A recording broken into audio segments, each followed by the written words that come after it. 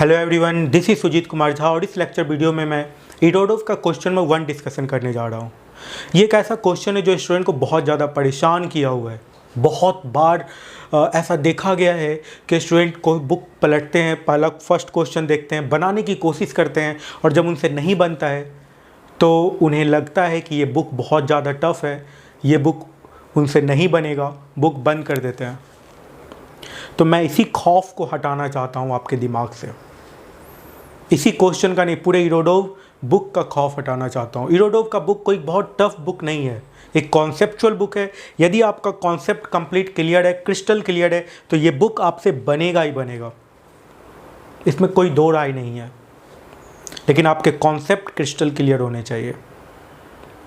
Irodov का जहाँ तक बात है, इरोडोव के फर्स्ट क्वेश्चन का, तो मैं आपको बिना कलम पकड़े इस क्वेश्चन को कैसे बनाया जाता है, सिर्फ सोच के आप इस क्वेश्चन को बना सकते हैं। देखिए, जिस क्वेश्चन से शायद आप बहुत ज़्यादा डरे होंगे किसी भी समय, उस क्वेश्चन को मैं देखिए कैसे बताता हूँ।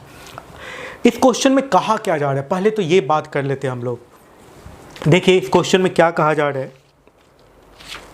A motorboat going downstream overcome a raft at a point A.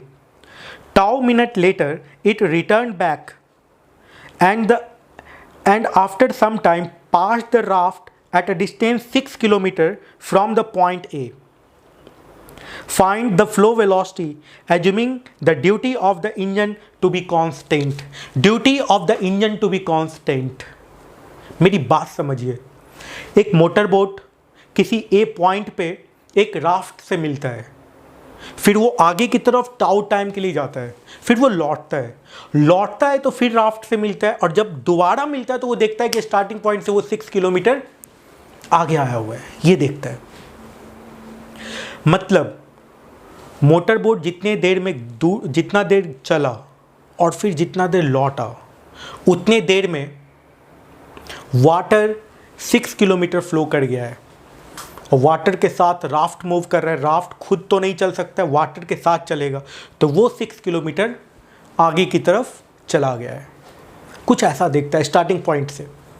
अब मेरी बात समझिए, जैसे वाटर फ्लो कर रहा है, ठीक है, वाटर का फ्लो एक प्लेटफॉर्म की तरह आप समझ सकते हो। जैसे मान लो कि आप और आपका फ्रेंड एक ट्रेन में बैठा हुआ है, ठीक है, आपका फ्रेंड किसी कारण से बेसिन तक हाथ धोने के लिए जाता है, टी टाइम के लिए, वो टी टाइम उसको जाने में टी टाइम लगता है, फिर वो जब लौट के आएगा तो उसको कितना टाइम लगेगा, टी टाइम लगेगा।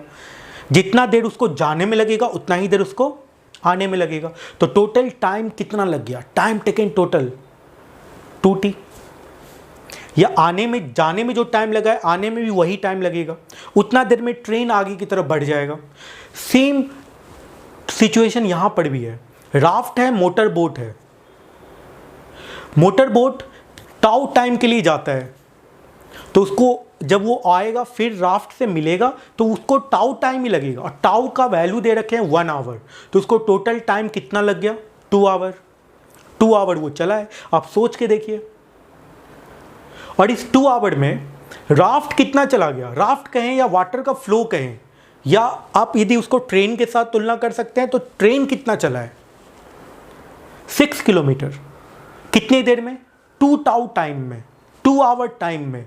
Then what is the velocity of flow, 6/2, 3 kilometre per hour, this is the velocity of flow.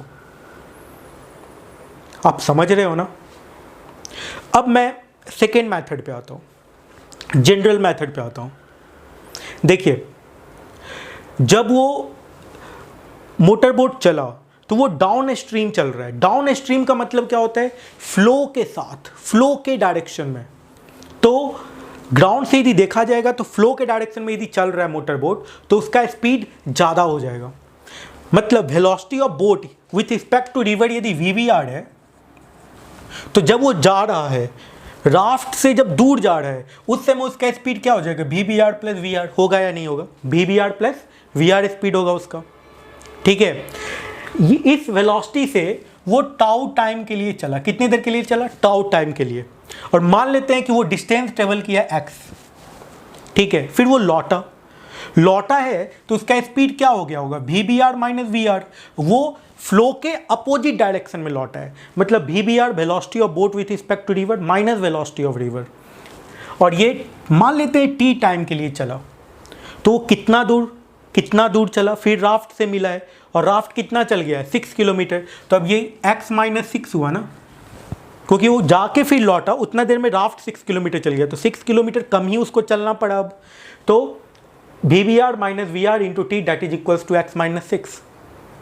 अब एक और पॉइंट, वेलोसिटी ऑफ रिवर, उसी स्पीड से राफ्ट चल रहा था, तो velocity of river into tau plus t, velocity of river into tau boat को जाने में, टी बोट को आने में टाइम जो लगा, दैट इज इक्वल्स टू 6। ये हो जाएगा, that is equation number 1, that is equation number 2 and that is equation number 3। यदि आप इन दोनों को जोड़ दें, इन दोनों इक्वेशन को जोड़ दें, तो देखिए यहाँ से क्या आ रहा है, यहाँ से क्या आ रहा है, VBR × t minus VR × t, देखिए माइनस VR × t और VR × t ये कट जाएगा, प्लस VR × टाउ यही बचेगा and that is equals to x। और यदि x के जगह पे यदि ये पुट कर दिया जाए तो फिर क्या होगा, देखिए VBR × t plus VR × tau and that is equals to VBR × tau plus VR × tau, कुछ ऐसा हो जाएगा। VR × tau, VR × tau cut गया, तो यहाँ पे क्या बच गया, VBR × t and that is equals to VBR × tau, VBR भी कट गया, t का वैल्यू कितना हो गया, टाउ के बराबर and that is equals to 1 hour. Velocity of river निकालना था ना, यहाँ से निकाल लीजिए। तो वेलोसिटी ऑफ रिवर ये क्या हो गया, 2 tau that is equals to 6, तो VR का वैल्यू कितने के बराबर आ गया, 3 किलोमीटर पर आवर, क्योंकि टाउ का वैल्यू 1 आवर दिया हुआ है। तो इस तरीके से ये क्वेश्चन बन गया। आप डायग्राम भी बना सकते हैं इस क्वेश्चन के लिए। Thank you.